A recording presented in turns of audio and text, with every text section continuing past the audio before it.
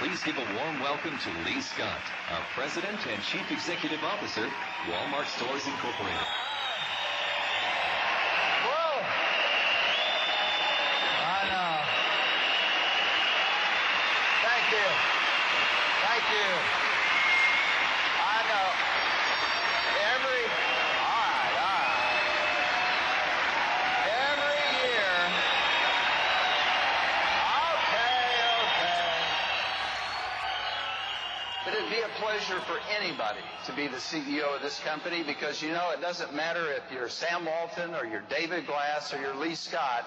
When you come to this meeting year after year, you get to say, we had record sales. We had record earnings. We had record reinvestment back into our company.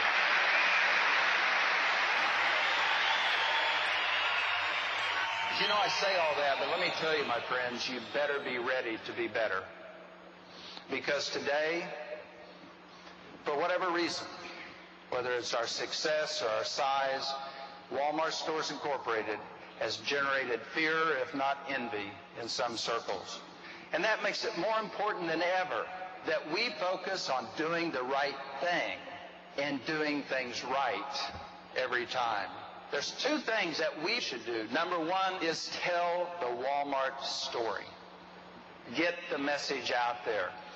And the second thing is stay the course.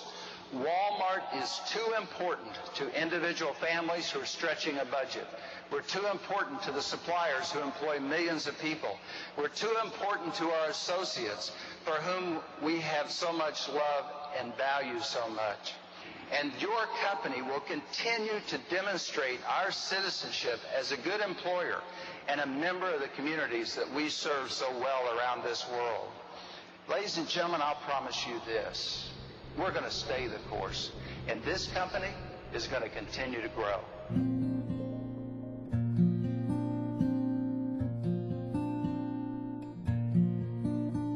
Actually, H&H was started in 1962.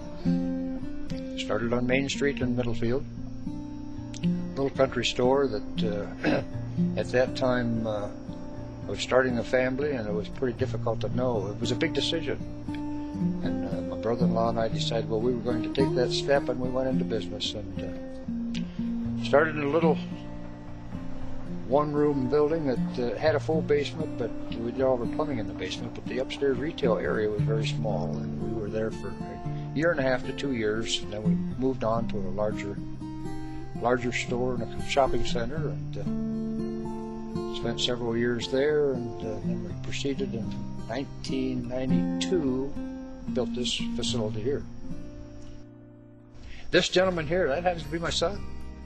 He's been a right-hand man for many, many years. It was much easier to retire in 96 when he was here to take over.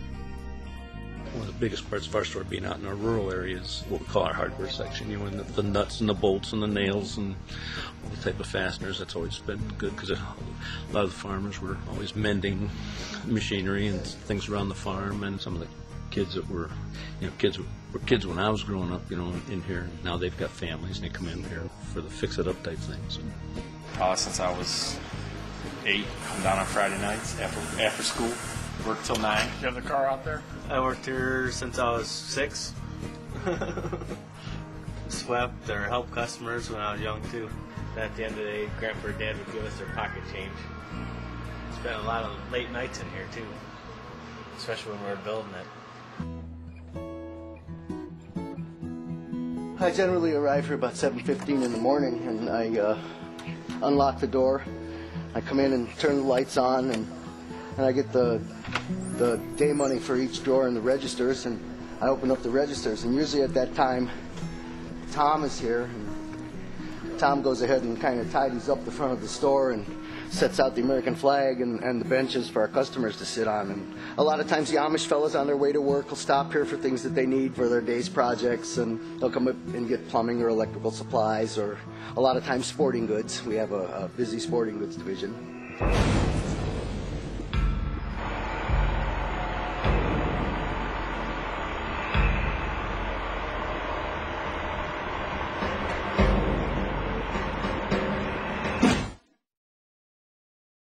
John has been preparing for it, trying to change stock and inventory, keeping in mind basically to stay with service. If you can't compete in one area, we're going to stay with something that is not offered or that you can compete in. Oh, I've probably been shopping here for 32 years or so. All my needs that I needed for hardware. The mass merchandisers, to a great extent, do not provide excellence in service. I'll use Walmart as an example, and you're really lucky if they have anyone in the plumbing section who knows anything about plumbing. We've been trying to get ready for them for the last probably 10 years. Had a meeting with all the guys, explained the purpose of our job, make sure we do everything right and thorough, explained what Walmart did and what we do and what we can do different. This was brought to us by a customer of mine. He's so much against the Walmart movement after reading this book that he wanted to get some in and start passing them out or selling them to friends at whatever it cost them. So that's basically, I got a few extra ones. He's taken several and getting rid of them, and I'm doing the same. Well, I have never been in a Walmart store. I never intended to go in a Walmart store. I've never had the need, and I've never liked their principles. That's not nice to say at all, probably, but I've seen a lot of small communities crucified and forced out, ma-and-pa operations that have been in business for years that are out on the street. They just had to close their doors just because of one entity. And it appears that that is their intent, to come into a community and force everybody out. They did nothing but lay down the freaking red carpet for them. I know how hard it was for my dad, my grandfather, to build this building on this lot. They went through everything to try to get the commissioners and stuff to allow them to build here. I mean, we had to, they got sign issues, got to be certain size. We had to make sure we had enough green around the area. I'm all for free enterprise, but when you look at the big picture, they're the people who own a company are the richest people in the world. So, in reality, I think they could spread that out.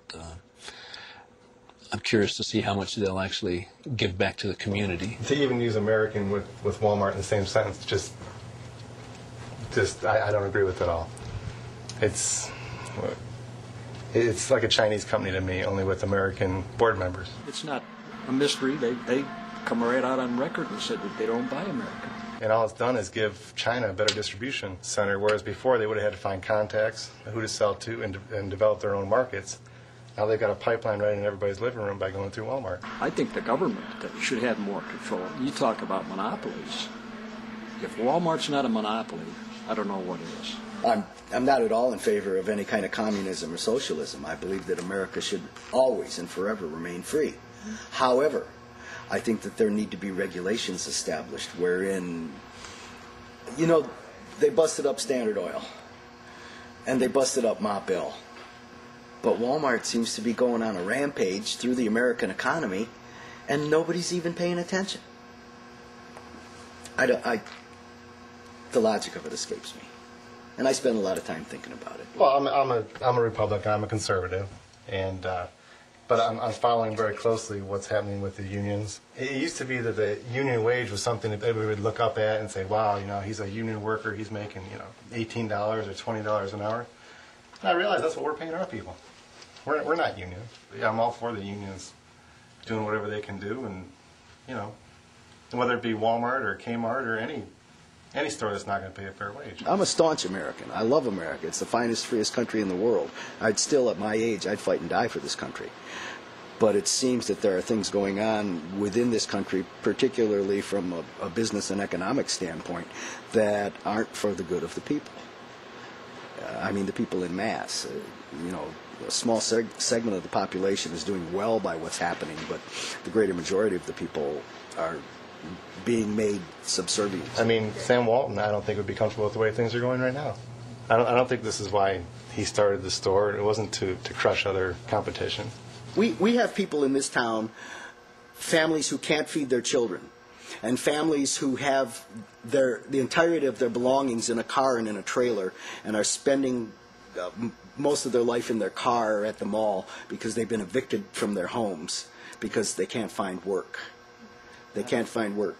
And I think there's a lot of people that don't realize there are those people in town, too. Right. You say that's in Middlefield, and oh, no, that's...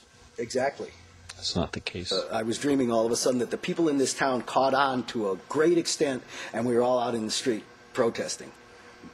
But I think the likelihood of that happening is like we'll probably see pigs fly before that. I put this business plan together that, with the help of different hardware organizations and people, and I went to several different banks to check on some funding. And when I got an appraisal on the business and the buildings that we own, the appraiser actually came in and devalued the building. Here I figured it'd be appreciating after like 10 years, and he came in with a lower value. And I questioned him. I said, how can this be? I says, with inflation and the economy's not great, but still should be at least holding its value. And he said, no. He said, anytime a Walmart's coming into a town, they knock the values down, because sooner or later there's going to be a bunch of empty buildings, and none of them are going to be able to sell. Any community on a grand opening is going to see a change, drop in sales. It happens regardless of whether it's Walmart or somebody else. You'll get a drop in sales. So there'll be a dramatic change of some type. How long it'll last? It can't last forever, because you just can't stand the overhead if you don't have the business. So something has to happen. And let's hope it doesn't come to that point. But you never know.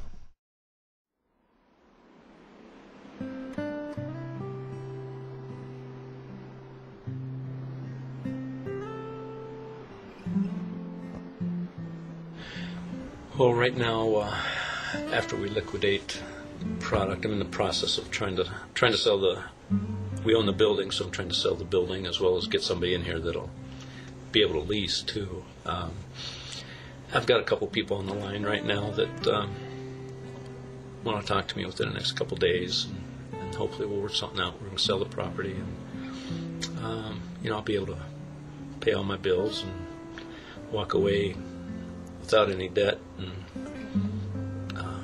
that's if it all works out right. And I pray that it will.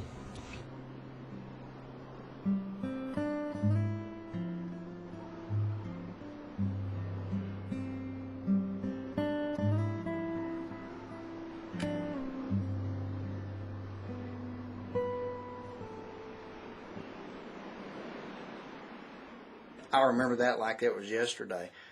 To hell with it, Walmart by the damn town. We'll shut them down. And we used to drive through towns going 6 months, 3 months, 6 months of when we'd be closing them. You drive up all the way up to New York City on Route 80. You can pull off at Clarion or any of those towns up there, and you'll see a Walmart up on the hill. You'll see a Perkins, maybe a Burger King. And then you'll drive farther into the town, and you'll see an empty town. It looks like a neutron bomb hit it. Well, I rode that ribbon highway. I saw above me the endless skyway. I saw. They don't get it. When we start talking about quality of life, they start talking about cheap underwear. I keep saying you can't buy small-town quality of life at a Walmart. They don't sell it. But once they steal it from you, you can't get it back at any price. I followed my footsteps through the sparkling sands of her diamond deserts, and all around me a voice was calling. We thought it was the most fantastic thing in the world that Walmart was coming to Kearney, Texas. I mean, it was like they had bestowed some great honor on the community, and we welcomed them literally with open arms. We could not say enough good about them, could not do enough for them to help them come. When Walmart first made the decision to come here, you could come to town on a Saturday evening and not find a parking place anywhere. I came to downtown Hearn on Saturday before Christmas, and there was 12 cars in downtown Hearn. I counted them, 12 cars in downtown Hearn. That is pathetic. This land is your land, this land is mine. From California to the New York Island, from the Redwood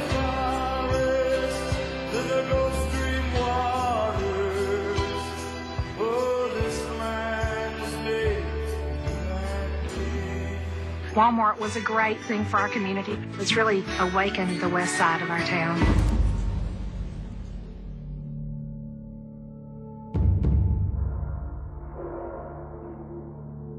I think Sam Walton would tell us, just as he did before he passed away, that the number one thing in this company is our associates. And we've got stores that aren't treating associates as well as they should be treated. And, you know, it's a community college. I didn't have much for anything else. You know, I was doing really well. You know, I had a 4.0 average. But life happens. You know, my dad got sick, my mom got sick. And things happen, and it just didn't work out the way I thought it was going to. Right. When I started working there, I had so much pride in my job. I did. I didn't mind being there when they needed me. I didn't mind doing... I knew that we were short-staffed. At that time, I didn't know it was a purposeful thing, that that's their intention. They had stacks like this of applications in the back. They just didn't hire them. Right. And then we're told, we don't know what to do. We don't have the people. We don't have this. We don't have that. And I really did at first. I was really, I felt bad for them. It was like, oh, okay, I'll give you an extra hour here. I'll come in early tomorrow. Okay, I won't take my day off. Always having to stay late. You're supposed to work till 11, you're there till 12, 12:30. Keep the number of associates from being full-time as many as you can. Keep them at part-time as much as you can. And just keep reducing that expense. The company doesn't allow the stores enough payroll dollars on their budget to get this job done, and the job is enormous. This company is raking in the dough in the sales. I mean, my store alone did over $100 million in sales the year that I left. Having to get up with the kids, getting them out to school after 4 hours sleep.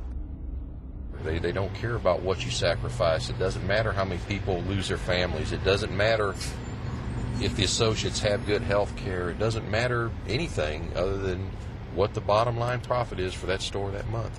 It just makes it really difficult to have a good family life at Walmart. You know, if you can squeeze every dime out of them, you go for it. And it doesn't matter what happens to their families. If they fall apart, they get sick, you know. To hell with them. We're troubled by the fact that there are people who work full-time who, in fact, cannot provide enough for their families to live decently. It was just impossible for me to pay my bills and pay for daycare and work.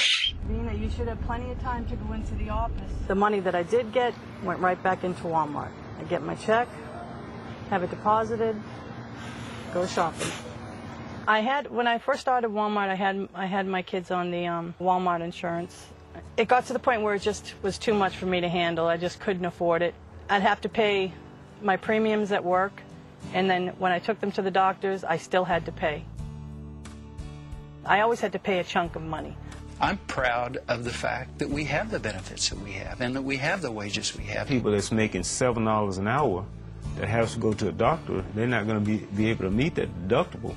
And I have an 18-month-old baby, and he didn't have any kind of insurance.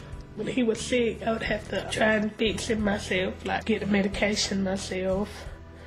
If he had to go to the doctor, I would have to take him and pay it as I could. Sam Walton believed that it was inappropriate for an associate with illness in the family to have to worry about how were they going to survive the financial impact. I was under my mom's insurance plan with a local grocery store that she works for, and any prescription it didn't matter what it was $5. And now through Walmart, for that one bottle of pills, I'm paying $70. But I can't afford to put my children on the Walmart insurance because it's too expensive. There's no way I can afford to have $75 taken out of each check just for medical. That's why, because I'm such low income, I am able to get the Medicaid for the kids through Colorado State. But they're a billion-dollar corporation, so I don't see why they cannot offer a better medical package for their associates so that we can afford to get our families on insurance. You start weighing, okay, he's sick, we eat. Which one do we do? Well, let's give him an aspirin. No matter what anybody says, they're at poverty level. I watch so many people go without lunch in the lounges that I stopped eating in the lounges because I just had my managers eating there because I just couldn't stand it. They just wouldn't eat, and we weren't allowed to offer them any money. And there were people I see that didn't eat nothing. They'd take an hour lunch and just sat there. We have full-time employees that worked at Walmart, and they had medical, but the medical was so high, so they had to go out and get Medi-Cal, some type of government medical. While I was working at Walmart, I was on WIC. It's an excellent program. It saved my life, really, because you got all the formula and cereal and stuff you needed for the baby. And I also went to the Medicaid office. It can be a real hassle having to deal with the offices, but, you know, at least they're there. I'm thankful for the programs that are available, you know. It's not a fun situation. It's demeaning. I always heard people say, you know, oh, they're just, you know, there's so many people who just use the system, use it. I can't imagine that, because there is no way I would want to spend any length of time having to do what you have to do to get assistance. You talk about using the system. Look at the way Walmart is using the system. They're promoting people to go to Healthy Kids and to get food stamps and Section 8 housing, and they're the ones that are using the system. Yeah, it's pretty bad when you need to tell your employees that all these programs are available for you because we're not paying you enough money. Retail giant Walmart is encouraging its workers to go on welfare. Instead of paying for its employees to have health benefits, she says Walmart is making the government take care of it. In Florida, Walmart has more employees and family members eligible for Medicaid than any other company. Critics accuse the retail giant of using Medicaid and state programs for the poor as its health care plan. This report from UC Berkeley researchers concludes Walmart costs state taxpayers $86 million a year and county taxpayers as much as another $25 million to pick up the tab for public health care, income tax credits, housing subsidies, and food stamps. Evelyn Dees used to work full-time for Walmart, but didn't have company health care benefits. She literally couldn't afford to pay for it, so she turned to government assistance. What the public doesn't understand is that those everyday low prices are based on taxpayer subsidies. Walmart is getting away with it because they can. I talked to the regional personnel manager about who was going to take care of the Walmart associates and their health care needs, and he said, let the state do it.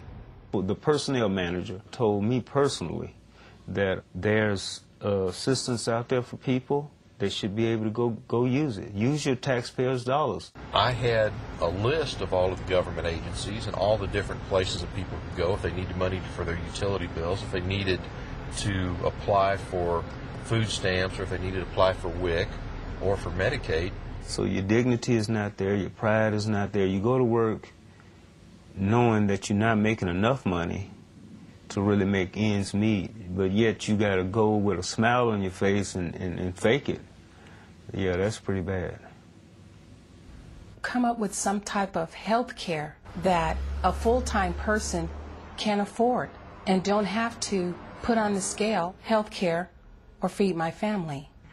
Why is it that a corporation that in 2003 had an outstanding $240 billion in sales would not provide a livable wage and affordable health care for their employees? There's nowhere around that there's a company that makes this much money and still turns around and makes their associates go to the state for aid. And I think my company takes family very seriously, and they'll help you achieve anything you want. The possibilities are absolutely endless at Walmart.